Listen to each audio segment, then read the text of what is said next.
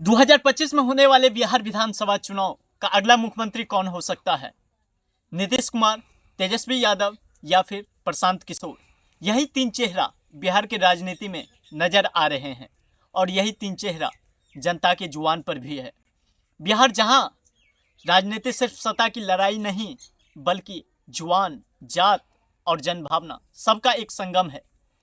बिहार जहां की जनता कोई अपने जाति के आधार पर वोट देकर अपना मुख्यमंत्री देखना चाहते हैं, तो कोई बिहार में बढ़ रहे बेरोजगारी, शिक्षा प्रणाली में बदलाव, तो कोई भ्रष्टाचार के खिलाफ एक नए चेहरे जो बिहार को एक नई दिशा की ओर ले जाने का प्रयास करते हैं, उन्हें अपना कीमती वोट देकर बिहार का मुख्यमंत्री बनाने का सोच रखते हैं।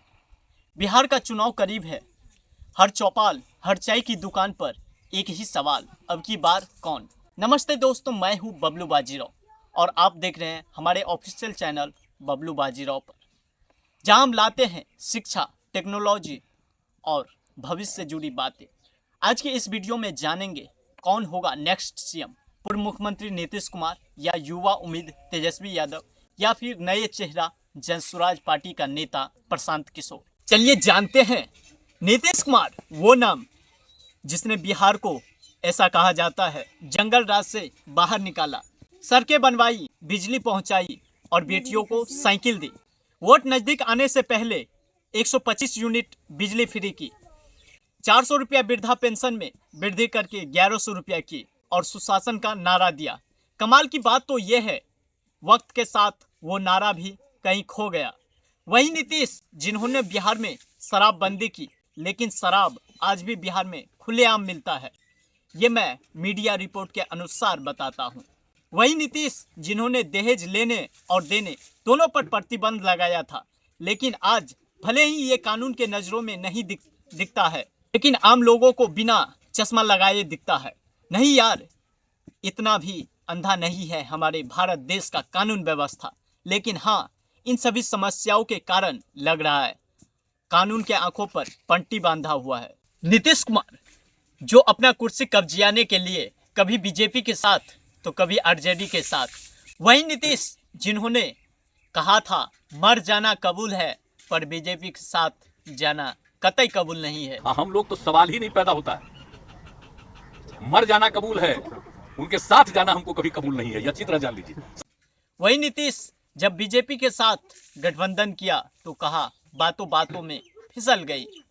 बिहार के जनता भी कहने लगे नीतीश बाबू अब तो जीपीएस भी कंफ्यूज है कि आप किस दिशा में जा रहे हैं।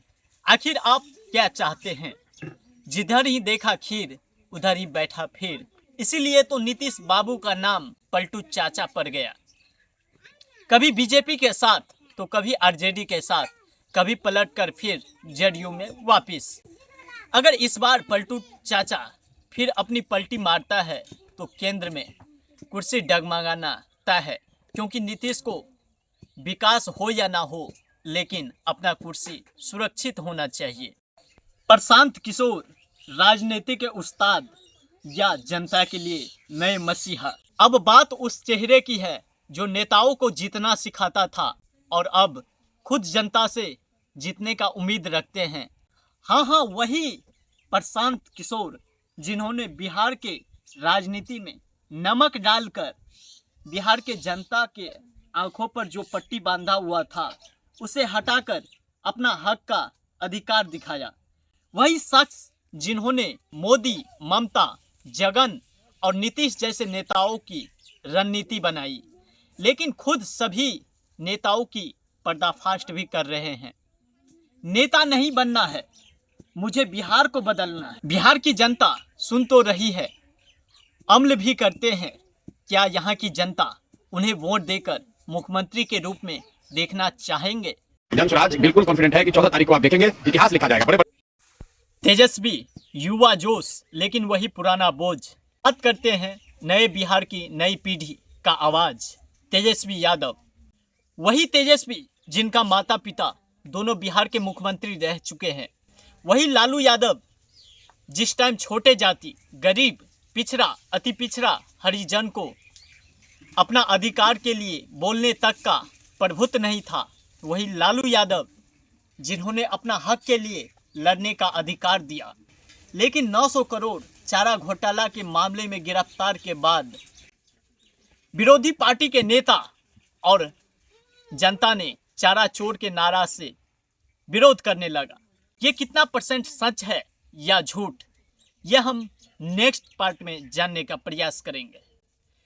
लोगों का मानना है तेजस्वी में वो बात है, इतने सालों से बढ़ रहे बिहार में बेरोजगारी, शिक्षा, अधिकार, ये सब तभी संभव है जब बिहार में आरजेडी का सरकार बनेंगे, क्योंकि तेजस्वी का हर वादा मुकम्मल होते देखते हैं बिहार की जनता। 17 महीनों में जो वादा किए थे नौकरी देने का, वो पूरा किए। और सरकार बनने के बाद जिन घरों में सरकारी नौकरी नहीं है, उन घरों में, उन परिवार में एक एक नौकरी देने का वादा किए हैं। इन्हीं सब को देखते हुए बिहार के युवाओं में एक अलग माहौल देखने को मिलते हैं। कैसे भूल सकते हैं बिहार के युवा जिन्होंने अपने घर से बाहर रहकर नौकरी की तैयारी करते हैं, एग्जाम देता है लेकिन पेपर लीक हो जाता है। अगर विरोध सड़क पर दर्शन किया तो जाड़े की मौसम, पुलिस का लाठीचार्ज, जिसमें कितने परीक्षार्थियों की हाथ पैर तोड़ दिए गए। कैसे भूल सकते हैं बिहार के युवा। लेकिन राजनीति में नाम से ज्यादा काम चलता है, यही अभी तेजस्वी को साबित करना है भैया। लेकिन बिहार का वोटर बड़ा समझदार है, वो जात देखता है, बात भी सुनता है, लेकिन अब सिर्फ विकास देखता है। हाँ हाँ, आपके गांव में जो विकास है वो नहीं भैया, काम वाली विकास। कुछ सर्वे कह रहे हैं तेजस्वी आगे है, कह रहे हैं अभी भी नीतीश सबसे भरोसेमंद चेहरा है। तो दोस्तों, बिहार का सियासत मीठी भी है और थोड़ा कड़वी भी, फिर भी हर चेहरा की अपनी अपनी अलग अलग कहानी है। अब सवाल आपसे, 14 नवंबर रिजल्ट के दिन बिहार का मुख्यमंत्री के रूप में किसको आप देखना चाहते हैं? फिर से यू टर्न नीतीश बाबू, या नए चेहरा प्रशांत किशोर, या फिर युवा नेता तेजस्वी? एक प्यारा सा कमेंट करके अपना राय जरूर दे। मिलते हैं नेक्स्ट वीडियो में, तब तक के लिए जय हिंद, जय भारत।